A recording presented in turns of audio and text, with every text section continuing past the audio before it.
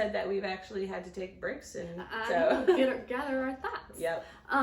Okay, so we've talked about forgiveness. We've talked about why Jesus is the light inside of us and why we reference the things that we reference. So there's another topic that I have been struggling with recently, and it kind of ties in together with all this shame and, just I've been in my head. But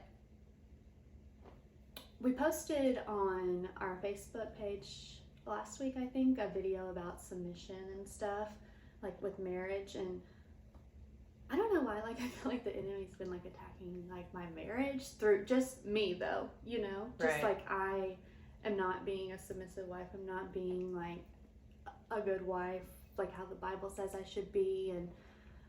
And because with this podcast, and I've been doing lots of things serving the church in different ways, and at work I've really been, conscious about being the light, anytime I, represent Jesus everywhere, but then when I come home and my husband asks me a question, it's an instant attitude, and not consciously. It's not like I'm mad at him. It just kind of comes out. It's kind of just overstimulation. It's okay, I've been nice to the world, but then I come home and not that I'm not nice. It's just I'm not. You're just quicker to. Yeah, it's my fuse is burn out. So. I do that. How can you? Let's see. What does my notes say? It's have customer service but not family service, and why, and another thing is kind of why it's so easy to support or click follow on a celebrity you like but not your friend's small business. What that one, man. Because that's what this kind of is too. It's you what the world sees, right? You want it to look good, but when it hits real close to home, that's kind of where we slack. Yeah. Or for me anyway, and I've just been struggling with that, and with the whole submission thing, and not struggling with submission, but just feeling like I am doing a lot right now, a lot of good for, work is going great, income is good, I'm, serving the church, feeling good about the podcast, but at home, I'm not saying, my marriage is fine, right. How do we make sure that we can keep the grace and the compassion and being the light to everybody else going at home? Right. Because it's almost the ones that are closest to us, get the brunt of it. Yeah, because they'll always be there. They'll be there, and I hope so, but you don't want them. You don't want it to get routine, right, at home, right. I guess. I don't know. What are your thoughts? I do the same thing. Why are we like that? And I'm gonna say Tan does the same thing. And my family members do the same thing. We all do the same thing, but I don't understand. I don't understand why. I feel like the only thing that I can think of when I think about that is just going back to that book that I read is we just have to be in a place of unoffendable, and even that means irritable. If that makes sense, you know what I'm saying? Because we're offended in a sense, whatever that person says, they obviously made us to a point where we got irritated. You know what I'm saying? So that's the only thing I can think of, but I don't know why we do that, because we just do. Well, it's even sometimes Jordan will be well, how was work? And I'm work, same thing as it was yesterday. Yeah. Because my job is pretty routine, literally. So unless I don't know, something crazy happens, it's pretty much the same every day. But I don't know, instead I could just be a little bit nicer. I don't know. Just something I've been struggling with. If you have been struggling with that too, or something that's helped you, let me know. I think you guys helped me this time. So yeah, I was about to say, so for me, I kind of have that same situation, but not with my relationship with Tan, but it's more so can be my relationship with family members. Mm-hmm. So I'm easier to talk to other people, but then with my family members, I'm easily triggered within, in a sense of like we can be talking or something and I can get offended or something, and then like it's just quick to pop off, and then the conversation goes left when we were just talking, you know. And it's like, why can I have a conversation with my friend or with somebody random, but then when I go to have the conversation with a family member, it always ends in an argument? Why? I don't know. I think it's because these are the people that know us best and know us worse. Yeah, and I feel like sometimes they hold us to that too, to a sense, or just for some reason we think it, like, for some reason they deserve the best of us, but they always get the worst of us. True. You know, and it's because, you know, they are family. It's my husband. Like, I know he's not going anywhere. Like, right. And that's just something I'm dealing with, and I think it's just in general. And I think it's just a season. You know, it's a busy season for me.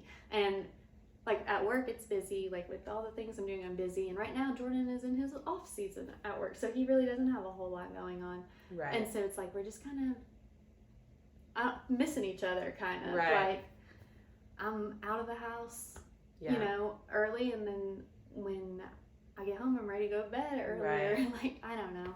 Yeah, I definitely, No, I was going to say, like, the world always sees the best of us, and the Lord always sees the worst of us. And it's just kind of like the same thing when it comes to, you know, you go out into the world, but then when you come back into your home, like, who are you always around? The ones you love, you know? And so I feel like they are always the ones that get the brunt of it. And that's not fair by any means, because at the end of the day, the reason you lash out is your own problem. Like, it's what you got going on the inside, not because of that person or even what that person said.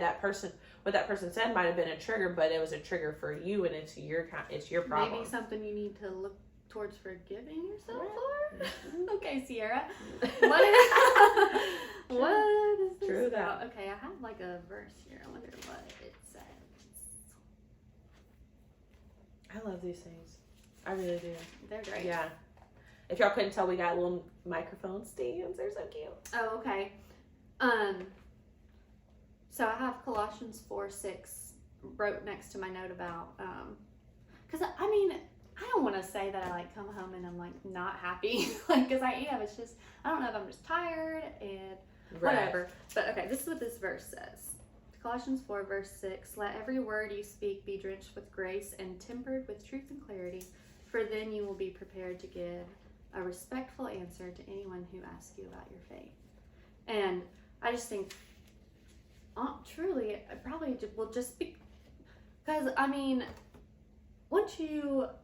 I think it's every day you have to work on yourself. Oh. And coming to, like, whenever you start reading the Bible and your relationship with Jesus grows and continues to grow. And this may be just like a place of immaturity for me that I need to grow in and just get into the Word and saturate myself with, you know, the truth to have clarity in about, I don't know, maybe submission or whatever it is that my problem is right now. Yeah, I also think a lot of it has to do with us being overstimulated in the world. Like, just constantly, like, having this boom, boom, boom, boom, and then like everything has our distractions, and then on top of our phones and our social media and like that whole nine, plus our day to day, and then come home and then deal with the people that we have to deal with in our everyday lives, and be the wife that you need to be, the daughter that you need to be, the sister, whoever, you know. And I just feel like at times, like, a lot of that weight can just get heavy, and we just do naturally just kind of get overstimulated with everything on our plate, and do kind of dish it out to the people around us, which is not okay by no means, but we all do it. We all do. You, I swear, are like the queen of segues. Or like, I don't know, whatever you say. I'm always like, this is another topic I wanted to talk about. Well, let's hear it. Talking about being overstimulated. Today is Monday, February 20th. Okay. Yeah. And then, so Wednesday is Ash Wednesday, which starts the season of Lent. And if you don't know what Lent is, it's just the 40 the time period between Ash Wednesday and Easter, or Palm Sunday, sorry. And it's 40 days, And growing up as a Catholic, we always celebrated the season of Lent. And for me, it always was a great time to just kind of reset, reflect. Like some people use New Year's, I use Lent, Ash Wednesday. And the 40 days represents the 40 days that Jesus spent in the wilderness facing temptation. So Jesus faced every sin and temptation that we face today, but he never sinned. He was completely perfect in all of that. And so I like to use the season of Lent to remember that, and to also kind of give up some things in my life that just kind of steer me away from what's important. My relationship with my husband, my relationship with God, like just kind of like a reset and refocus in a time of fasting and prayer, which is really great just to kind of get through things like this that I'm going through here. Right. And one of the things that I have been praying about, I've been praying about what to give up this year, because I usually always do the same thing. So I didn't know if it needed to be different this year. And it's a little bit different this year. I'm going to give up TV. Oh, nice. Just to when I come home and sit down to watch TV, use that time to either get into the Word or just go sit with Jordan or whatever, go walk the dogs, just to kind of go pray or whatever. So that's what I'm doing this time. And I think with you talking about just being overstimulated, I think it's a great time to kind of just lay some things down. Right. And just limit the distractions. Yeah, but don't just give up TV because I said give up TV. Pray about it. See what in your life, is kind of getting in the way of your relationships and stuff. Right. I love the season of Lent. It is my favorite time of year. Just anything that helps me, remember the sacrifices and truly what Jesus went through for us. Like communion. I love communion. It's a good time. Mm-hmm. And last year was the first year I actually ever did Lent. I've always heard about it, never really growing up we knew God, and I went to church with different people and family members and stuff like that, but we really weren't into it like that. So last year was the first year. And I'm excited to do it again this year, actually. I'm definitely diving into just sitting my phone down more, not even really texting people type of thing. I just want to be more, and it's kind of weird. I was gonna say I want to be more intentional, which is also the rhema word I got for this year. And I'm officially certain that this is the rhema word for me. So before, almost 3 years ago, 2.5 years ago, I don't know how long ago it was, I got a word. It was stewardship, and that was my first ever realization to rhema words. And so then I felt like after I stewarded the things that I needed to steward, and I was blessed and put on a path that I was on, I heard him say, "Well done, thy good and faithful servant." And so then it was now what? Now I understand stewardship. Now I understand I wasn't where I was. Now you see that you had to transform me into that person to be a good steward. And now what? And the word intentional came along, and he made me need a lot of reassurance. So I did it for I would see the word intentional. I'm like, Lord, is that the word you want for me? And then I would see it again. I'm like, okay, how you made me, just give me another sign, because I don't want to focus on this word if this is not the word you have for me. And so then I would just be listening. Something would say, you have to be intentional. You have to be intentional. And then on the way here, I was listening to a podcast, and it said, you need to be intentional with your time and being present in where you are. You have to be intentional in where you are in order to grow where you want to go. And so I was like, okay, Lord, I think I'm fully, I understand. Intentional is my word. So I'm really using this time of Lent to be intentional with where I am mentally and who I am around, so I'm excited for that. Got anything else for us?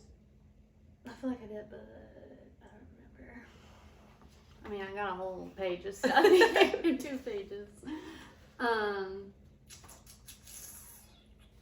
Well, I don't know what I want to do. If I want to go there or not. We can go there. Let's go there. I don't know where, but let's go. I just kind of wanted to share a little bit of my testimony, kind of. Just here. Kind of like a long story short. I was raised Catholic, like I said. My dad was raised Catholic. My mom was raised Church of Christ. My dad was the one that was the one that wanted us to start going to church. So him and I went, and my mom decided she didn't want to go to church because, you know, the church had burned her in her past and she got burnt out. But I saw more of a relationship with Jesus in her than I did going to church with my dad, you know, because it was the routine thing was no shame to my dad, you know, and I have no room to speak on what his relationship is. But so growing up, went to Catholic church until about middle school, and then I started going to church with some friends at like a non-denominational. Spent some time at a Baptist church for a while, and then when I met Jordan, the church we go to now was a Methodist church, United Methodist, but they've stepped away since then and is non-denominational. So I spent a lot of time around religion and the different denominations of Christianity and saw a lot of the differences there. So I say all that to just, I've always felt God in my life. Like I've always known him there. I've always prayed to him, always believed in Jesus. And I think that's a testimony in itself because I do believe that I lived a blessed life. I mean, I've had challenges and things go on, you know, but I think in the grand scheme of things, I'm very blessed, and I'm not ashamed to say that. And I think it all comes back to having God in my life for my entire life. Right. But as I've gotten older, I've tried to like kind of figure out like, what is my purpose, you know? If you know me at all, you knew like I played soccer growing up my entire life. And I was very good at it, and everybody kind of figured that's what I was going to do, you know? But when I started college, I wasn't like, that wasn't it, you know? And it shook me, you know, my parents. Everybody was kind of like, what? Like when I quit and came home, and honestly, my parents told me to my face that they didn't think that I was even going to finish college if I quit soccer. And it was kind of like when that happened, everyone was like, well, she's, you know, going to end up housewife, babies running around, like nothing, you know. But that was like, I was like, no, like there's something to this. I know God has like taken that out of my life for a reason. Like I always knew that was the right choice. But I mean, I literally told Jordan the other day, it's been 4 years since I graduated college. Okay. That's crazy. That is insane. Okay. So it's been a while since I hadn't figured it out, you know, and for a while I thought my purpose was, you know, to be Jordan's wife, because for so long, so many people were like, oh, you saved him, like, you know, and for a while I was okay with that. I was like, yeah, like that was my purpose. And that was okay for a while, but eventually I was like, well, there's more, because I learned that, you know, there's always more. And I've just kind of just been praying about that and all that. And it's so funny. So when I transferred back to MTSU, I just took like general business classes and stuff like that, because I didn't know what I was doing. Like I didn't know what to major in. I didn't know what I wanted to do. And then I took sort of like event planning classes, and that was fun, and I was getting into all that. I say all this to now say that now I'm like creating a church website. I run the church podcast, and I'm doing this podcast with you, and I have all these skills that I got at MTSU that I thought maybe I would be like a big shy event planner one day, and maybe still one day, but like right now this is my purpose. Right. And all that like college drama, stress, like not like I'm living my purpose right now. Right. And every day I think we're living our purpose, you know. So I say all that to say, if you're not, you know, sure what the Lord is doing in your life, if you're, you know, struggling with where you're at and you're just not confident, that's me. My mother-in-law spoke this over me after we recorded our last podcast. And she said, when you feel doubt or insecurity, remember that God sees you at your finished product. He sees the fulfillment of what he has for us. He doesn't see the in-between.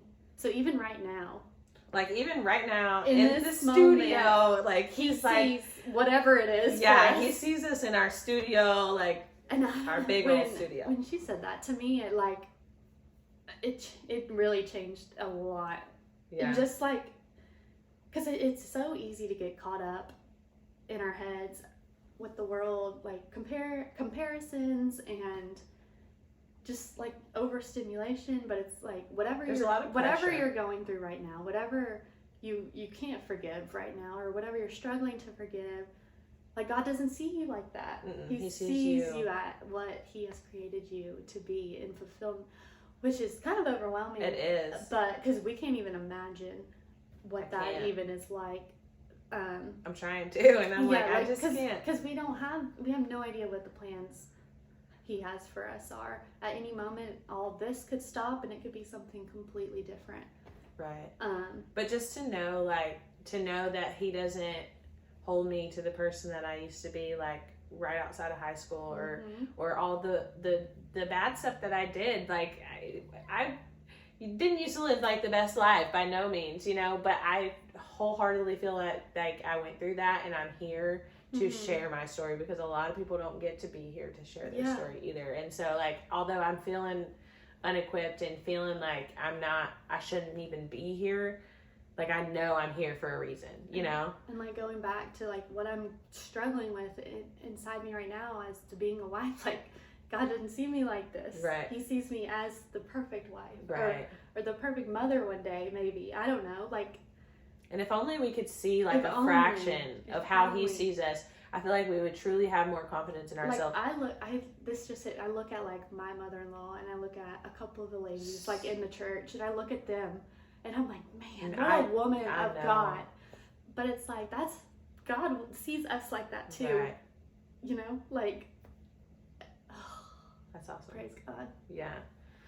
For sure, because like I said, if we could only just see a fraction of that, that would give us more confidence and to keep going and to keep pursuing the Lord and to keep pursuing the purpose that he has for us. But a lot of times we look for acceptance of the world and stuff like that, and sometimes we get that acceptance and it feels good a little bit, but that's not the acceptance that we need. So then later on it hinders us later, if that makes sense, in the aspect of looking for love in the wrong places, ultimately, when we need to dive into the truth and to know what he says about us. Because like, I can open this book and he can say the same thing to me as he says to you, but it's going to apply completely different depending on where we are in life and depending on where we are in our faith.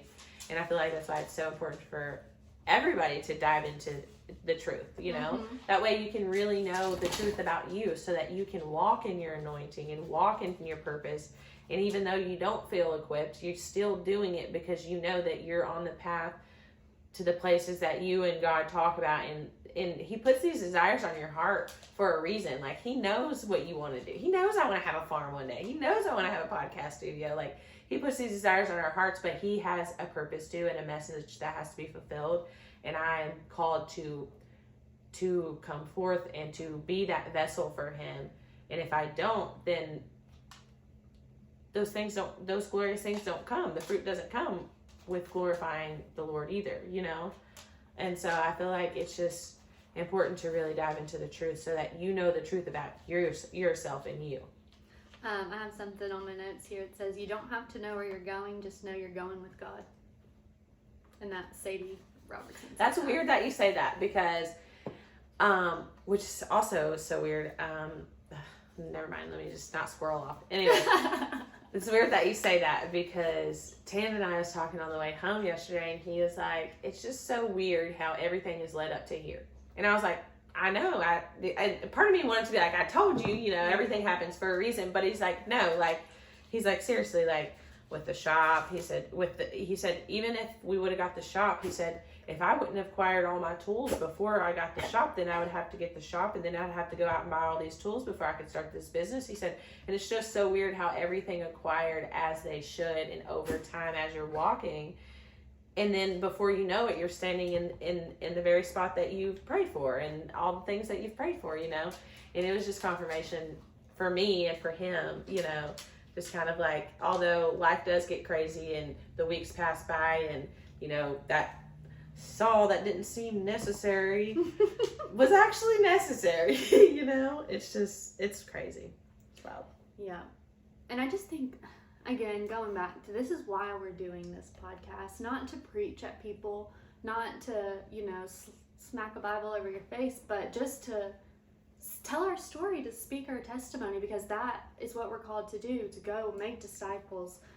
What is it? Something, and by the words of our testimony, you know, that's the only, I think, the true way, like, that we're going to really get people is not going, like, not just preaching. Not preaching, but living. But yeah, just living sharing, the truth. Like, and being like what honest. we're struggling with and how we've dealt with it and maybe how we need to deal with it. And, like, honestly, just being like, I don't know how to deal with this right now. There's this part in this book. So I went to the Christian bookstore to find this one particular book, and I had this other book that popped out to me, and then like right next to it was another book that popped out to me, and that one popped out to me because it had the word lead on it, and it was like lead in Christian ministry or something.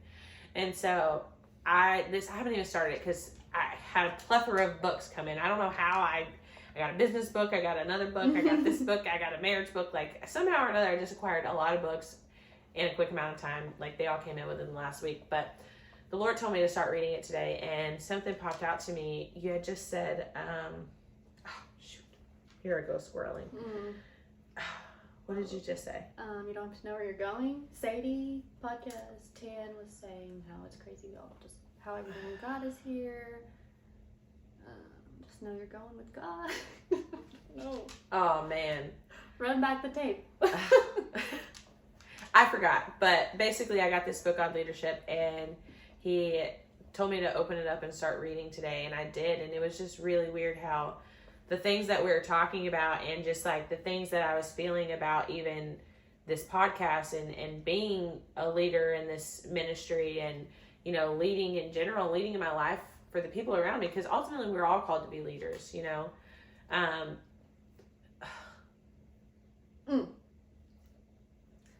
Dang it. It went somewhere. I'll find it. I know I will. It'll come back. We'll have to bring it back up here in just a second. Okay, well, we were talking about why we do our podcast, is tell our story. I don't know. Let's take a break so I can let Ingler out. She's right. Nancy. All right, we're back. This is take number 3, I think. I remembered kind of what I was talking about before. Was we were talking about, you were saying about okay, I came to this Christian bookstore. I was looking for this particular book, and this marriage book stood out to me, and so I was looking, and I was like, you know what, I'm not going to buy it right now. I took a picture of it, and there was this other book next to it, and it said lead, and I was like, ooh, and it had 40% off, and I was like, let's get it. I've never heard of the author or anything like that, and the bottom of it said leadership in Christian ministry or something like that.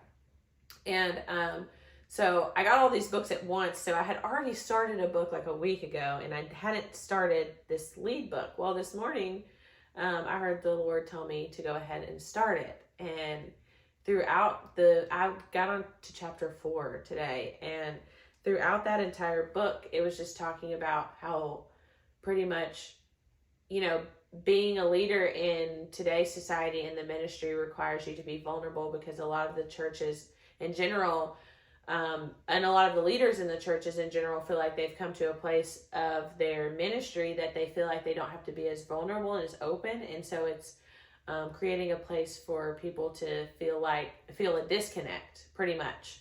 And which was kind of weird, because in my prayer this morning, I asked for me to be as open and to not hold anything back in this podcast, so that I can be as vulnerable as possible to you guys. And it was just kind of confirmation about leading in general and in this ministry, and about that it's okay for me to be vulnerable, and it's not going to scare people away because that's what people need. And so it's just kind of weird. I thought that was kind of cool to share. Yeah, I think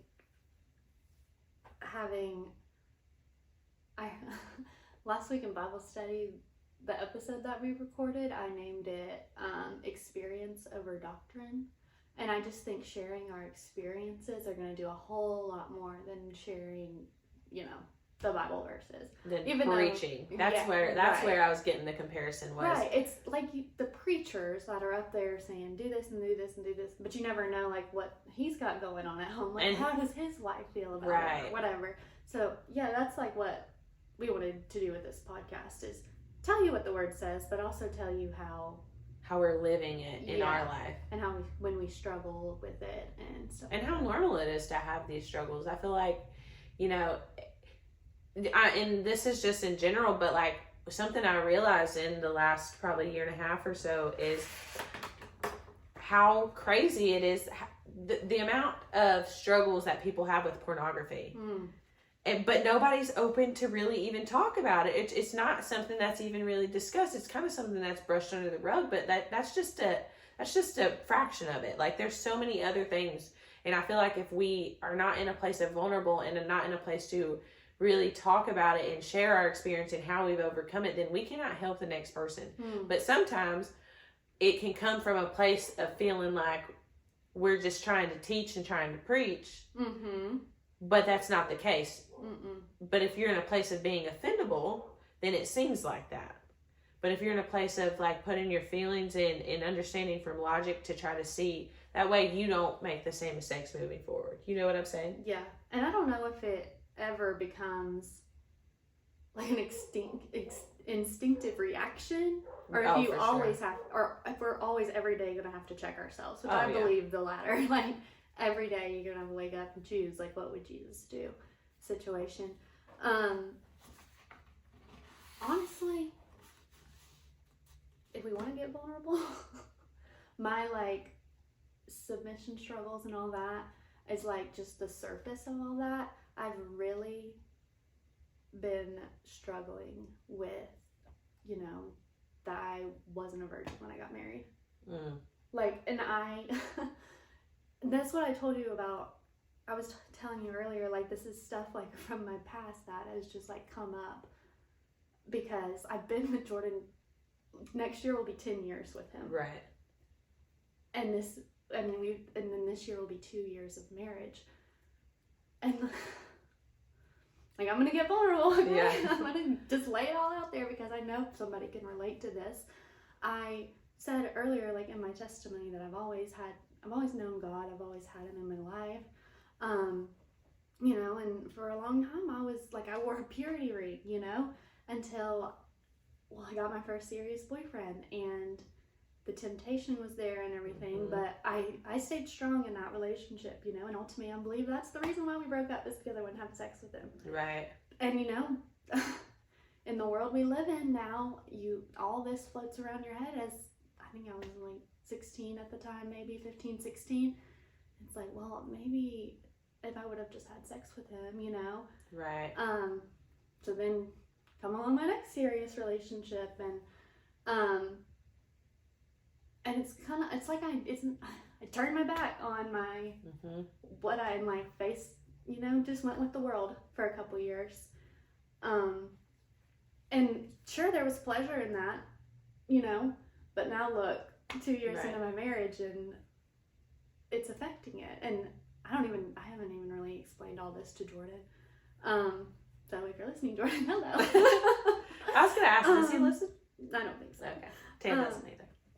So, but now this is like, I don't know, I just, like, with the submission and everything, I heard the most beautiful story the other day about two people that both saved themselves for marriage, and their wedding night, like, you know what I'm talking about? On the Shade podcast, yeah. And how on their wedding night, like, the first hour was, they kind of had to figure it out, but some body science. But there was no shame in that. There was no comparison through that.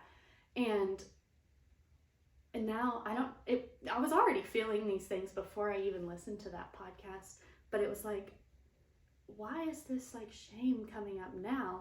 And I truly, like, through this conversation, is because I probably never forgave myself for that. I knew it was wrong at the time, and then, you know, stumbled other times. And even like with Jordan, before we were married, like, it never really affected me until now. Like, my relationship with, you know, God is growing, and I see like his way is the best way. Like, it's hard and it's not what the world says, but truly in the end it is the most beautiful, best thing.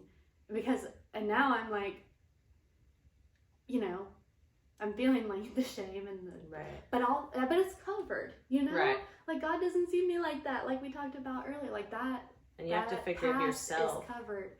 It's like Jesus, like, don't, that's kind of what I wrote down, this, don't hold yourself to something Jesus wouldn't hold you to. Right. Like, I just need to forgive myself for that. For sure.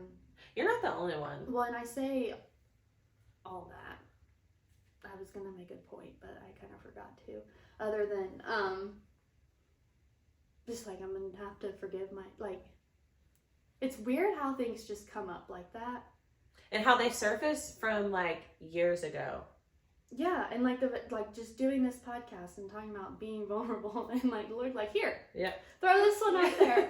And I didn't even realize like I was even struggling with, like, that thought has definitely come up in my head, because I think we've talked about this a couple of times before, like, because I've asked you, I'm like, so like what have you felt like, you know, before you're married and you're having sex, and now you're like diving deeper, and, you know, like, there has been some guilt, you know, for me as well. And it's just,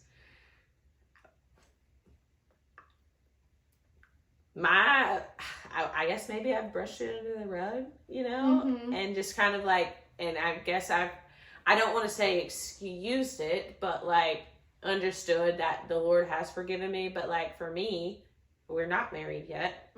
So like, I struggle with the moving forward, you know, and it's so like, well, and I don't say this to like make it awkward for us to feel like crap or whatever. Oh, no. I'm saying it to make a point that God's way is the best way. The design is for a reason, and it is most like perfect way. And I know we're never going to live up to perfect, and that's why he sent Jesus, you know, like,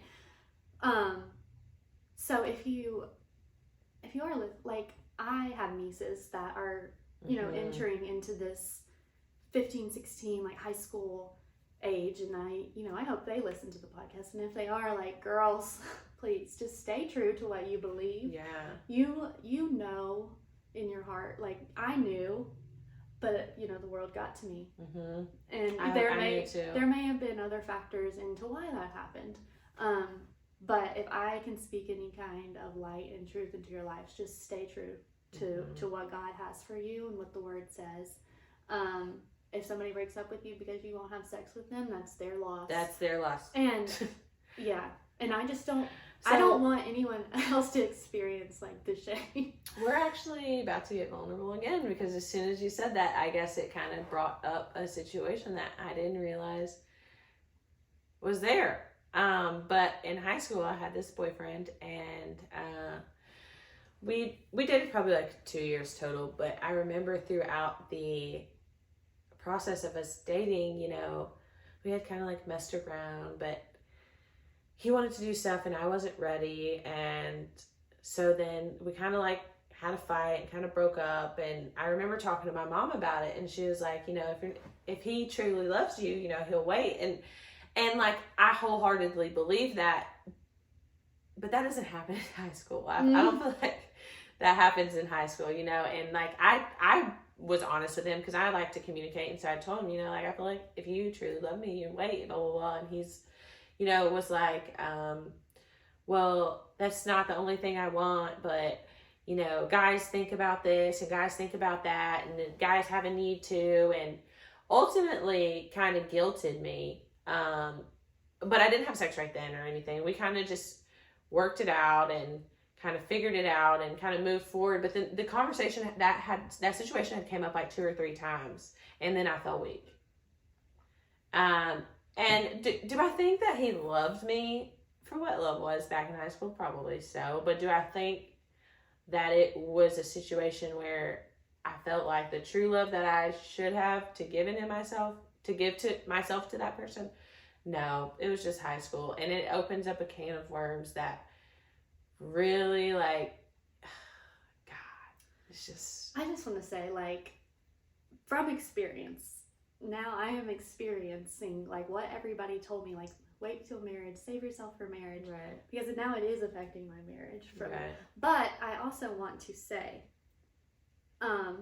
if you maybe aren't married right now, or you're with somebody, or you've had sex, whatever, it's like it's covered. Like, ask for forgiveness, and you can start, like, once you come to Jesus, you are made new. You are not held to your old self. You are a new person in Christ. Right. And that is the most freeing thing. And another thing that is freeing, I read in this book, was to talk about it with your people. And that's not that. Let me stop right there and say, don't just go talking about it to any and everybody. I'm talking about, like, your people. Like the people that push you to be better, not to just agree with what you have going on and that's going to party with you. And I'm talking about the people that will downright tell you when you're screwing up, when you're wrong, when you need to get your crap together. Like, those are the people that we need to bring these things to light, so that the Holy Spirit can speak to us through our people. And it was just something in the book that said, a lot of whenever we're struggling, we need to gather ourselves around our people, and that's something that needs to be discussed. Which also was another confirmation for me for this podcast today. It was like, okay, yes, we need to bring this podcast to light. We need to bring our struggles to light. That way that we can help other people and other women, because we do live in such a dark world. It's funny that you say that, because I was kind of having a hard day, and I think it was because all of this was just kind of on my shoulders, and I just kind of needed to get it out. I don't know if I necessarily needed to get it out for the world to see, but maybe so. Maybe so. Because I mean, that's my story, and it's who I am, and it's the reason for the hope that I have is because I know I'm forgiven for all that. And right now, it's just me versus myself in that. Like, I just have to let go, know that, God, when he looks at me, he doesn't see that. He sees the finish, the fulfillment of what he has for me. And we have to remember that in those moments. Because, like, I can literally hold on to, like, what I did or what I said or how I lashed out or anything like that. Or just, like, who I was before, and just thinking about, like, all the things and the party and the drugs, like, all these things, and, like, why me? Like, why? And I have struggled with this, what is it called? It's like self-limiting belief, but like imposter syndrome, I guess. But it's like not imposter syndrome, because if you look back over the years of the transformation, I'm being transformed, but I feel like just talking about it and being vulnerable about it in such a world where that's kind of not the norm you're putting something out there that you needed in your time of struggle. Right. Which I think that's the best thing you can do, right? Yeah. If there's a need to be met, go meet it. Yep. That's true. 9 times out of 10, this podcast is literally I'm speaking to myself, and I don't even realize it, because once we leave, I'll go turn it on and I'm like, oh, girl, I did not even know. I needed that. So, it's good stuff. Good stuff. Anything any verses you read that you want to share? Let me see. I'm trying to think. Honestly, y'all, I've been just kind of doing my normal Devo, and just reading this book on joyful intentionality with the Lord. But I haven't really, like, opened my Bible like that to, like, get in a book or anything like that. So I'm just going to open something random. Okay. And we'll see what's highlighted. And there's only one thing highlighted on this page. So it says, it's Mark 8:36. For what does it benefit someone to gain the whole world yet lose his life? So what is it to gain the world and lose yourself? Right. And that's where I feel like I can relate, in the sense of, like, I tried the whole, like, fitness page for a little bit, And that was cool. And I feel like if I would have stuck to it, I really would have like taken it off where I wanted it to go. But that wasn't his plan. And it had so much pressure on me that I feel like I was losing the works within that I had really worked on myself, because I was trying to live up to the way of the world and the way that the world is going, which is Instagram, you know, like everything's social media based, everything's like business, do this course, you know, like all kinds of things. And I feel like I had to take a step back. So for the last probably 6 or 7 months, I just kind of like didn't really get on social media. I stopped posting like my fitness stuff and everything. I think the last post was Arizona, and then before that was like 3 or 4 months before that, you know. And I now can get on there, like, because we created a Instagram for the podcast and stuff, but now I can get on there and I don't have that pressure and that feeling anymore, because I get on there and I know that what I'm putting out there is from the Lord and it's what I'm called to do. So I don't have that pressure of feeling like I'm not doing exactly what I'm supposed to be doing with that, if that makes sense. I think what I've learned is the craziest, most like wild things God has done is when I, you know, say, I don't know what to do with this, God, like what, I'm giving it to you. And then I just give it to him and forget about it. Like literally let go, let God. And then like either the next day or maybe a week or a month later, like he like turns it around. I'm like, whoa, like I totally even forgot that I prayed for this. Like, thank you, Lord. Like, but it was all in his timing, you know? Right. So I think ultimately, yeah, just laying it down. So having the faith. If somebody says, well, I gave it to God, but I still feel like there's something being blocked, what would you say? What do you mean blocked? Like some kind of disconnect between you and God? Well, okay. Because my first question is, then did you really give it to the Lord? Well, yeah, I think that is a good question to start with. But then I would also, if you're feeling blocked from God, there's probably something, that you haven't fully given over to him or surrendered to him. Right. And I think something that really helps me through those is just getting around somebody, like we said earlier, like where 1 or 2 are gathered, like my presence is there, whether that's going to church, to a Bible study, or listening to a podcast, or listening to worship music. Sometimes you just need a little boost to kind of feel him, you know? And then, I mean, I think if you cry out and you ultimately like give it up to him, and maybe it's blocked because he's saying no. Right. Like, and sometimes he does that. Oh, I didn't even think about that. Yeah, like, I didn't even think it's not about a block, it's more of a no, that's not It's a redirection. You. Yeah, it's a nah.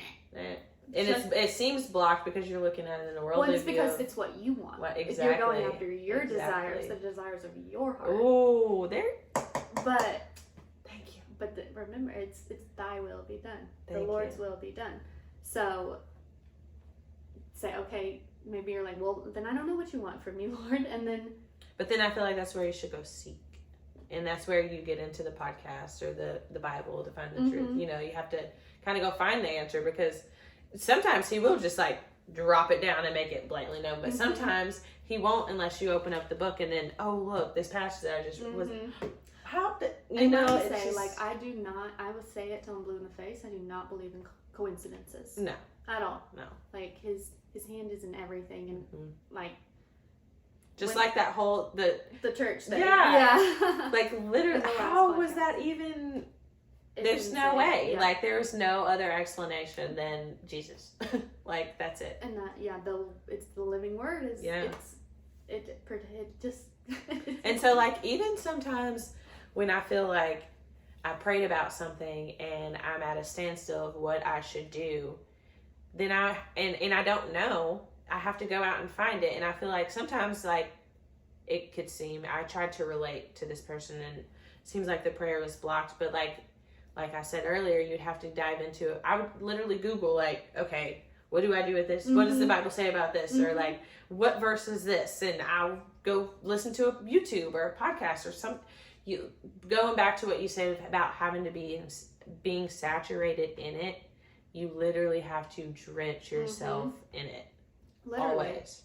Like, and then it will consume you. Once you're, I mean, just think about it. Once you jump into a pool, you're drenched. You're consumed by the body of the water of the pool. You know, you just gotta go all in. Like I said in the last podcast, I had a verse that I've had in front of my face for over a year, and once I felt like I lived that verse, like I had become it, I passed it on or whatever. But now I have two in front of my face constantly, because it's, you know, I'm like, it's an everyday, it's a work on yourself every day kind of thing, because it's never gonna be, there's never gonna be an end. There's never gonna be a time where it's not work.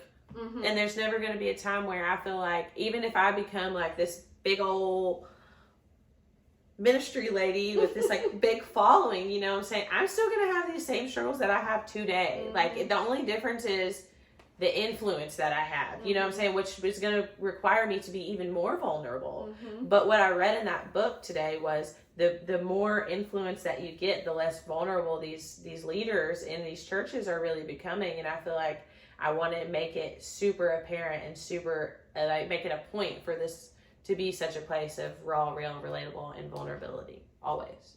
I guess that was a good Oh, let me, well, I don't know if when this part is going to post, but I have a fun fact about President's Day that I wanted to share. Okay. That I learned actually it's not about President's Day, but kind of.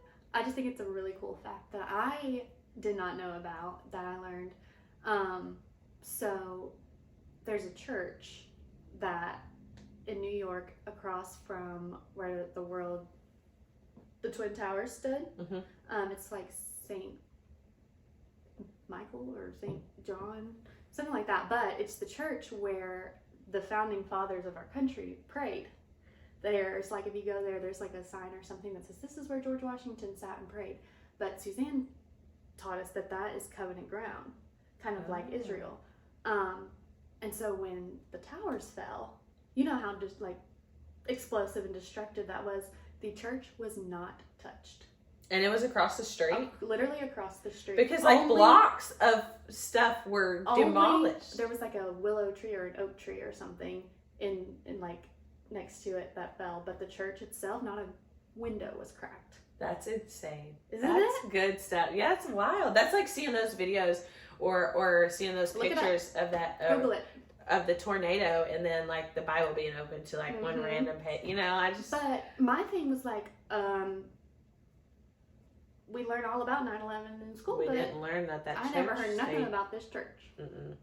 Well, I remember the movie, like blocks and blocks and blocks for miles. Yeah, like, like buildings were demolished dust all everywhere. Over, like, there's like it doesn't seem like there was any way that church could have stayed. Covenant ground, baby. That's awesome. Yeah, okay. That's all. Well, that is all for today. We'll see you next time. Bye. Thank you for listening to Be the Light podcast. As always, thank you so much for all the love and support. We send it all right back to you. Be sure to turn on your notifications, subscribe, leave a comment, share, do all the things, and stay tuned for the next episode.